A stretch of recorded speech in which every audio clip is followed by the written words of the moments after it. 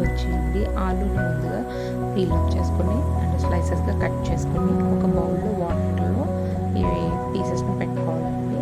అది పక్కన పెట్టిన తర్వాత 2 కప్పుల శనగపిండిని 2 టేబుల్ స్పూన్ల బియ్యం పిండిని యాడ్ చేసుకొని అది జల్లించుకోవాలండి. అందులో కొంచెం కారం, కొంచెం సాల్ట్, పసుపు, కొంచెం బేకింగ్ పౌడర్, కొంచెం అల్లం వెల్లుల్లి వేసుకొని బాగా కలుపుకున్న తర్వాత థిక్ కన్సిస్టెన్సీ లాగా వాటర్ యాడ్ చేసుకుని